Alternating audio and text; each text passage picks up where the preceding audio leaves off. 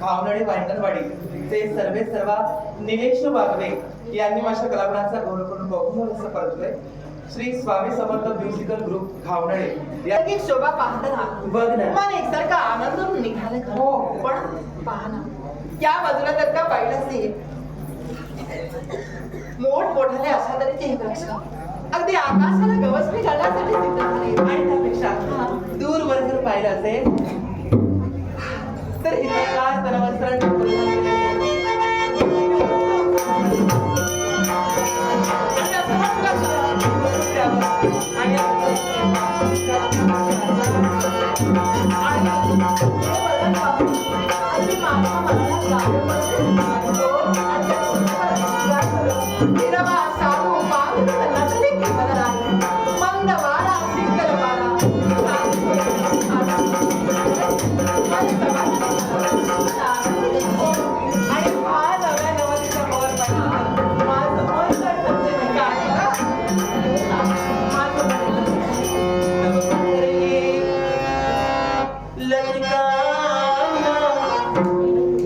परिधान केलेले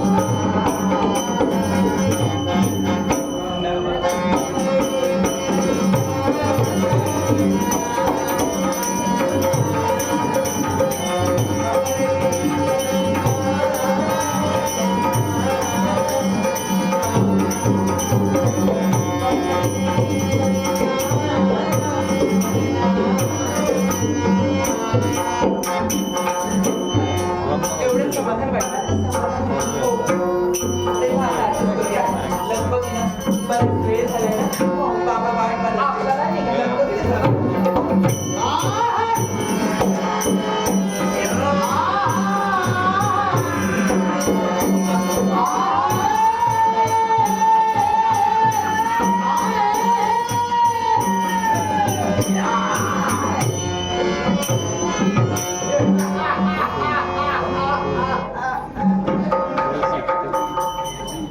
आपण? ब्रह्म राक्षस म्हणतात मला. एकाएकी आमच्या मार्गात उभे राहिला. दुरून तुम्हाला पाहिलं, खाली बघा. तुमच्या दिशेला धावत आलो. एवढी घाई? ही घाई माझी नसून ही तुम्ही केलेली घाई, आणि म्हणूनच मी इथं आलोय.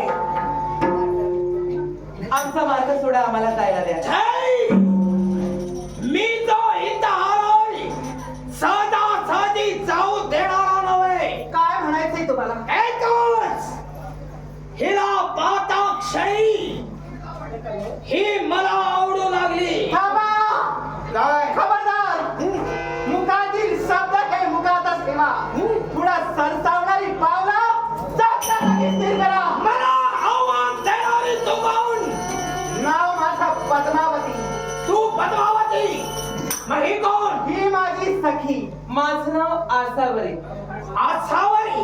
मलाच पहिला हे आसावरी मीच आवडले फक्त. हिला पाहिलं, माझी पद्मावती काही कमी आहे? ती पण सुंदर आहे. ए! पण तू मला आवडू लागलीस. हे! आवाज चढून बोलू नको. मी जर आवाज चढवायला लागलो ना, चढव ना आवाज. तर का बुडेल तुला?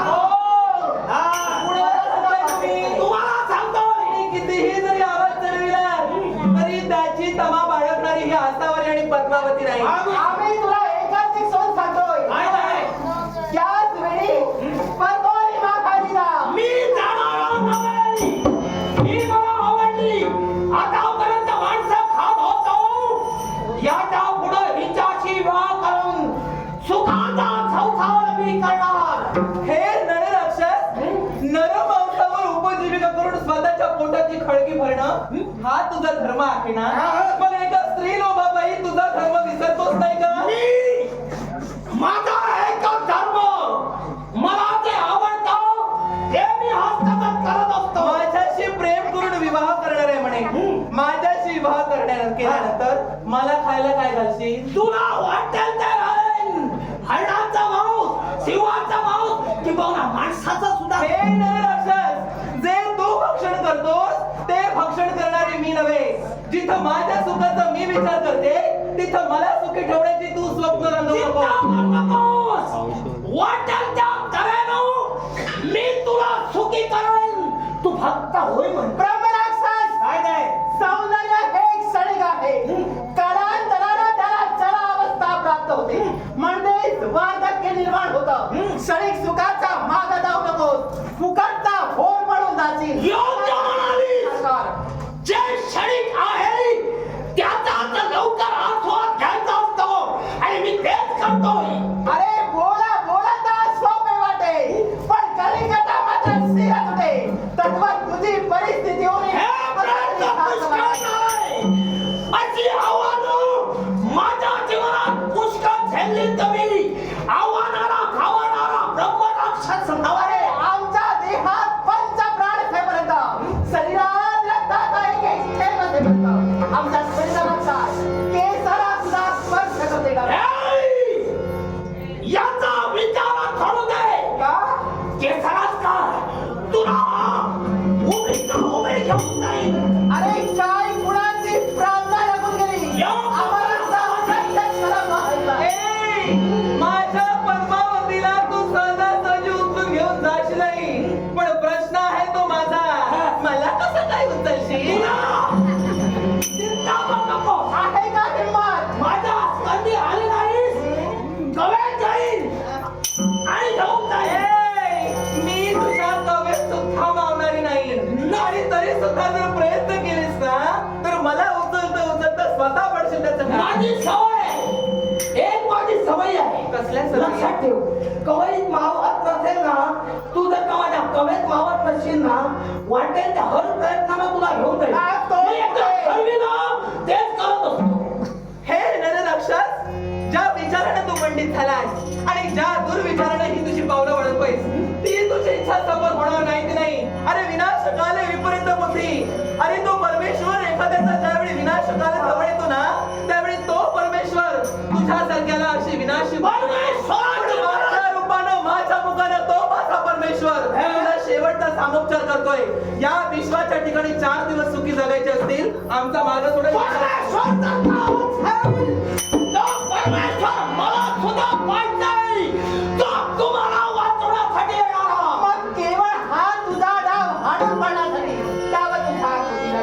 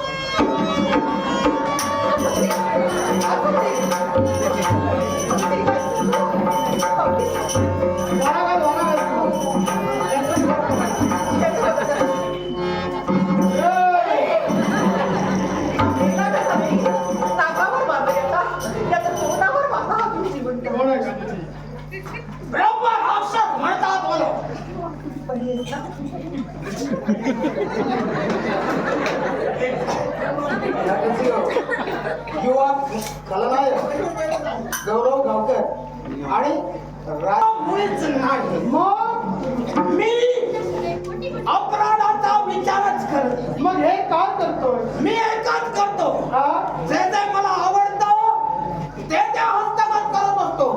सहज मिळालं तर ठीक, नंतर जबरदस्ती करू स्वातंत्र्याचा त्या स्वैराचार नव्हे, तेव्हाच तर माझा धर्म आहे. तोच स्वैराचार अन्य राजकारण केव्हाही खपवून घेणार नाही. मी जो स्वैराचार आरंभिलाय त्या स्वैराचारापासून मला परावृत्त कोणीच करू शकत नाही.